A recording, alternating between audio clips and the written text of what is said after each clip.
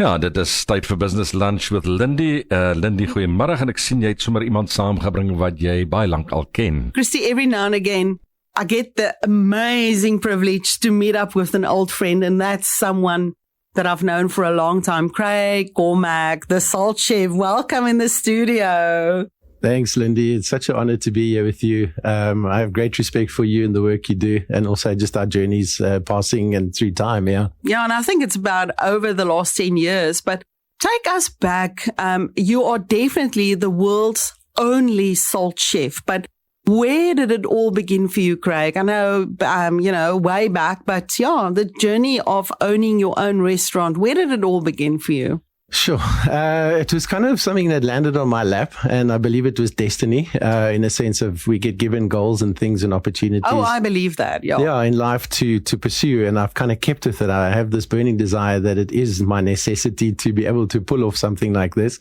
And salt was very special for me. I never saw it coming. I did a food demonstration in Stellenbosch at one of the food shows, and as I say, the rest is history. I started researching salt. I realized there was something unique about it, and the questions asked I had no answers for. And there were only 3 salts around at the time in South Africa that one could get one's hands on. And which were those? So those were like Khoisan, Himalayan rock salt, Malden. Those were like pretty much it. Yeah, those are the well-known ones, right? Correct, yeah, correct. So then that led me to conversations, reading books. I read a 600-page book on salt, which was absolutely boring for the first 150 pages. Imagine. So then it started talking about food, and then I came alive. Then the book was finished quite quickly after that. But it inspired me to create dinners. So when we had the restaurant at Overture, I used to, on nights that we didn't work, run these dinners, and 30 incredible people arrived at these dinners once every quarter. And I told them my story about salt, building it in with what I read, what I tasted, what I could purchase, and just turning it into a bit of an experience, as we call it today. I know that you've got an astounding collection of salt. Just remind us, how many different salt varieties do you have? This morning, I was going to show you as well. I've got my 227th salt that I've just got, and it's natural occurring salts from all over the world. We're actually putting something together as a shoot now to actually prove that it's true, and we're busy with Guinness World Book as well, trying to submit the biggest salt collection in the world. 227 salts. Yeah. So, from where? Give us some idea. What has been some of the most weird and wonderful salts that you've got? Sure. That's a big question. So I'm actually sorting through them at the minute into countries or regions, to try and sort of put them into this little shoot that we're doing in the week. And there's some beautiful salts. I've got like salts from Thailand that I got this morning. I've got a Scottish salt. I have literally from every continent. I got from New Zealand, I got from Australia, I got from Poland, I got from Slovenia. And every continent virtually and country has salt on it in some form or way. So, but you say natural occurring salt. So it's salt from the earth, literally speaking. Correct, yeah. So we split it into 2 components. One would be your natural occurring, which is what I like to collect. No additives, comes from source. It's the terroir based, almost like wine. And then you have your commercial salts, which are your salts that are manipulated a little bit, and we leave it at that. Those are the ones we don't want to collect. I'm sure. Do you find that you are being contacted by people across the globe to tell you, hey, listen, I've got a salt which you want? Yes. So that's how the collection grew so quickly. So when I started off, I used to phone and email people, and they were looking at me and asking questions. Who are you? What do you want from us? Because no one ever wants to know anything about salt. We sell it, and that's it. Yes. So that collection was slow and steady and started to build quite nicely. And then obviously you hit these patches where nothing happens. And then over the years, we've had restaurants as well in the area of Somerset West and the Winelands. And people come back with, look what I brought you. And those are our regular guests, which really help my collection. And it's so nice that people connect with it. And I think as soon as you start to educate people in the differences of quality, it's like a entry-level wine to a really top-end wine, and just making people aware of what's out there and just the interest in something unusual or different. I'm listening to you thinking that salt is such an overlooked ingredient, but talking to a chef, I can just imagine how uninformed I sound, but it's like it can make or break a dish, right? Correct, yeah. So yes, all the variations of salt come in different colors, shapes, textures, intensity of salt, and they're all different. But essentially, they sodium chloride, and they're not going to change too much, other than they taste like salt. one or two are quite unique, but no, you're not. For myself, even 15 years ago when I began with this journey, did I only realize there was more to salt than that. And that's where the journey started. It was trying to source. So there's about 15 techniques of making salt in the world today. No one knows that. No one thinks twice. But even chefs actually have this perception that they season well, and they do, but everyone's palate's completely different. So I actually have the arrogance of putting salt on the table where everyone's taking it off because they're so good at being able to season. But in actual fact, people can't season well. And that's something I've noticed. And that's what makes our food, I think, better than most. It's just using salt, nothing more. It's incredible.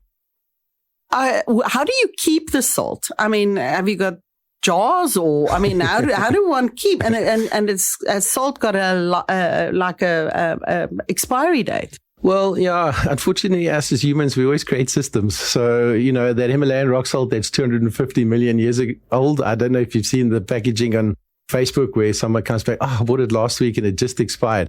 It's never going to expire. They found salt going back as far as the Egyptians in tombs, still in pristine condition. So as long as it's looked after well, kept in a cool place, because temperature changes salt. So the things that a lot of the commercial guys are doing are adding additives to it, stabilizers to stop salt from leaching or getting wet or damp, as we experience in winter specifically, but also through time and change. So salt is hygroscopic. It takes in moisture, releases moisture. It's a natural living product. So essentially, it doesn't age or have any expiry dates. Quite fascinating, Christy. When we come back, I want to chat to Craig a little bit about what he's currently doing and what he's up to. So we'll be back straight after this. Well, we're busy with Business Lunch with Lindie, and she's chatting to Craig Cormack, the salt chef. Lindie. I was wondering, Craig, do you ever get tired talking about salt? You mentioned doing over 650 dinners. Oh my gosh. Yeah, no, it's something so special. Every single time it feels like the first time. I mean, I literally bath, eat, sleep, drink, season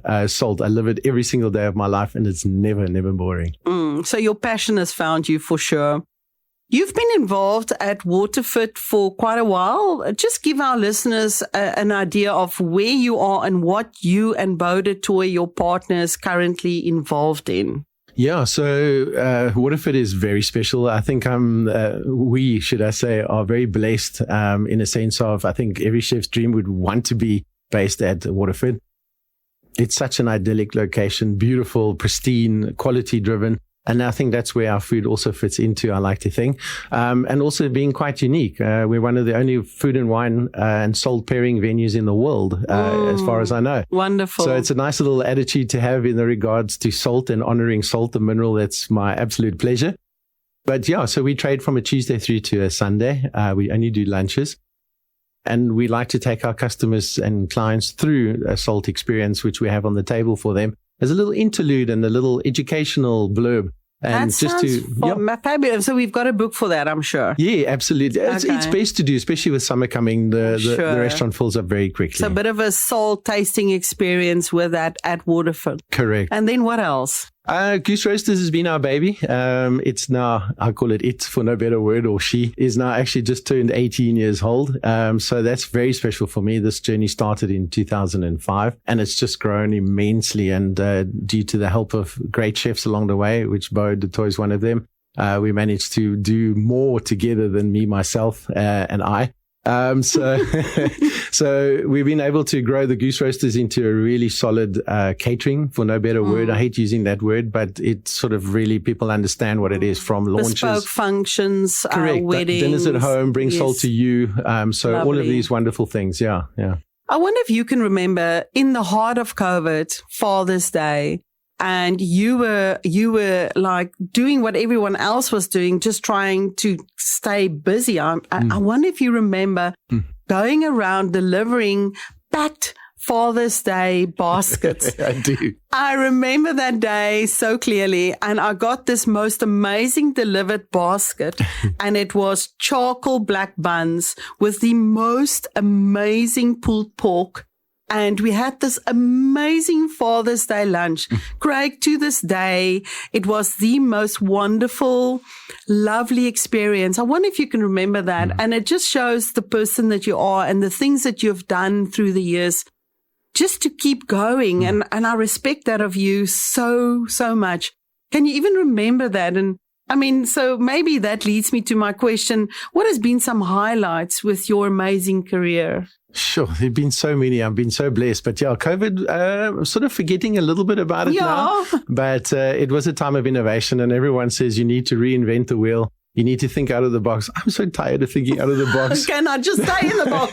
Yeah, I'm okay. I'm cool. You'll be okay with the normal, right? Absolutely. Yeah, no, those were special days. And it teaches you to dig deep again. And I think that's always important in business, where you're always able to go to those levels deeper than you ever think you can. It's almost humble. You know, it almost humbles one just back to a basic meal, Craig. Correct. Yeah. So, it's exactly that. And highlights. Gosh, I've got so many. I think the Salt brand, definitely at the top of that. I get a chance to travel so much around the world, talking about this product, Salt. So, opportunities, consultancies, we do quite a bit as well. Sure. I think National Geographic did a show on Salt, didn't you? There was something on Salt. And funny enough, I haven't actually seen it. I do need to get my hands on it. Absolutely. Okay. All right. And then lessons learned. I mean, being in business yourself, some lessons that you've learned or advice you can give. Yeah, sure. That's when we were chatting about it, I was trying to think about it, and it's almost like everything becomes a blur and everything's okay. And you've kind of got through all those painful moments, but lessons learned, I guess, the term school fees is a great term used. It's a cost in some way or another, be it financially, a mistake made, a calculation that's done incorrectly, or planning or logistics that are not done, especially in our business. On the goose roaster side, we learn to work in extreme places where someone says to you, I've got this big event.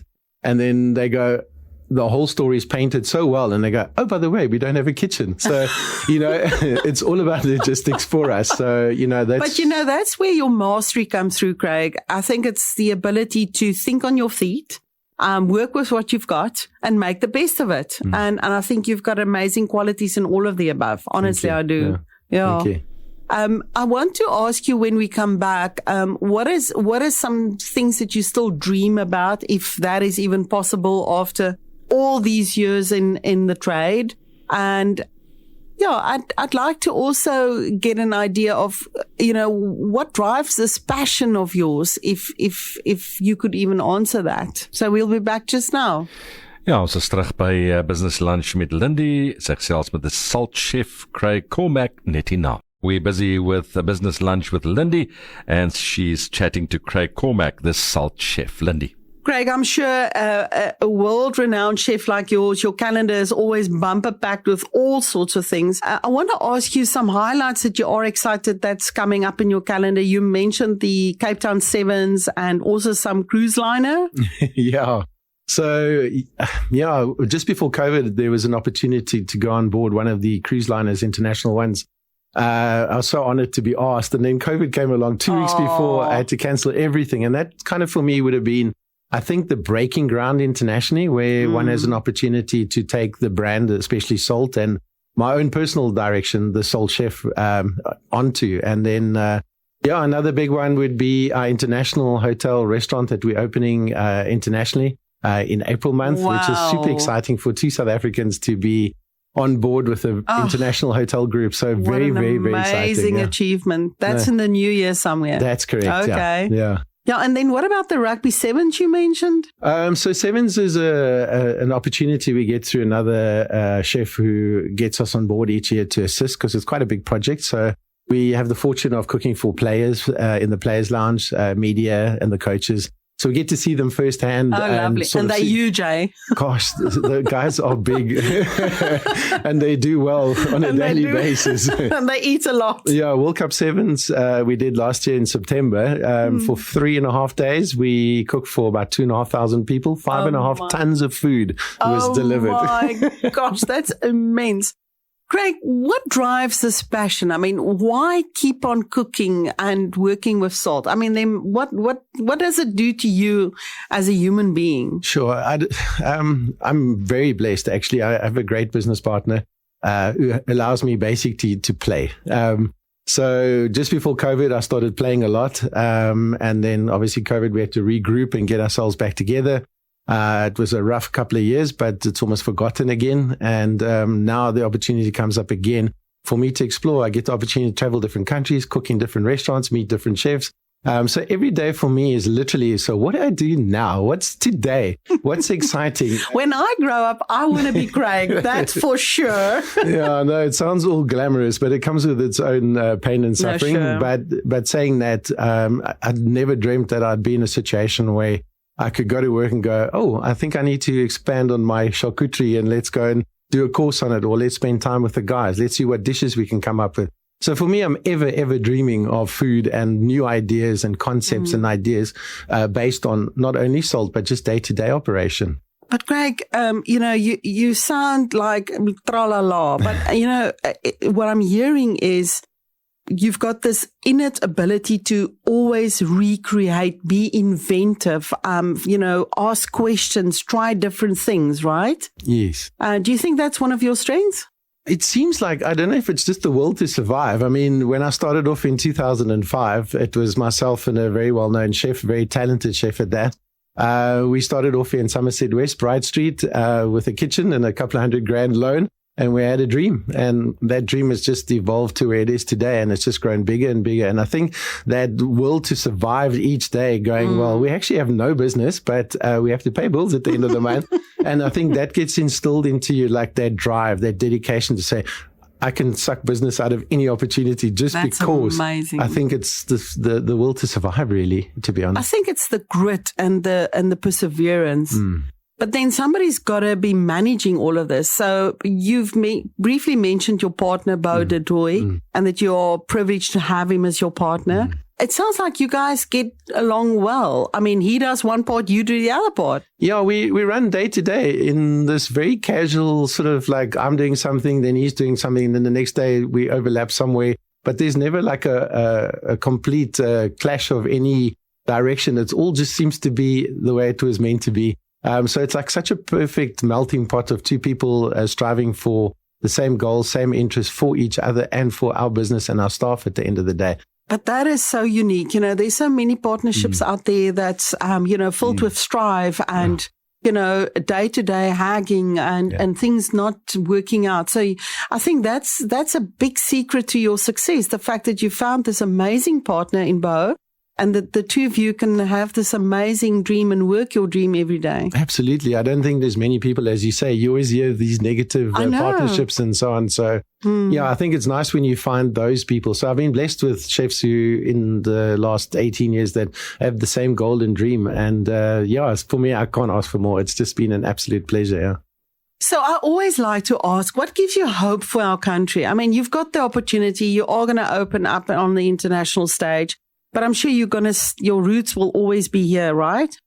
But what gives you hope for our country, Craig? Absolutely. I think, South Africa is South Africa. And yes, we're far away from everything. And yes, everything takes longer to get to those points where it seems normal on an international platform. But I think what gives me hope is the youth today, those that are inspired to be chefs. It's not an easy job. It looks great. People always want to come into our industry. And they like to think that it's insanely amazing and that I think MasterChef has got something to do with that. It glamorizes it to the point where everyone can make it, right? Absolutely. And it's good, but also bad. So it's great to see the amateurs coming out at home, having great times, and really expanding on their players, which I think is the best way to do it because it's always fun and it's not about the pain and suffering on a day-to-day basis.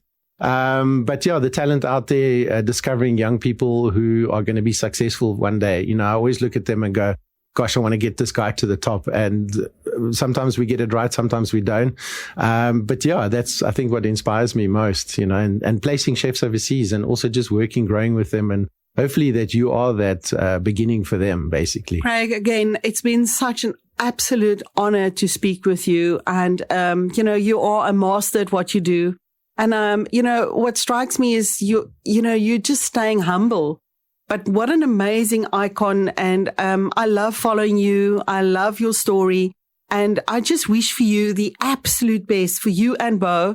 I can't wait. I'm definitely going to book a lunch at Waterford and look forward to having that salt experience again. Thank you so much for coming in today. Definitely. Lindie, it's such an honor and pleasure to be here. Thank you so much for the opportunity for this. Thank you. Well, thanks, Craig, for coming in. Lindie, natuurlijk sien ons vir jou weer volgende week hierdie tyd op Helderberg FM.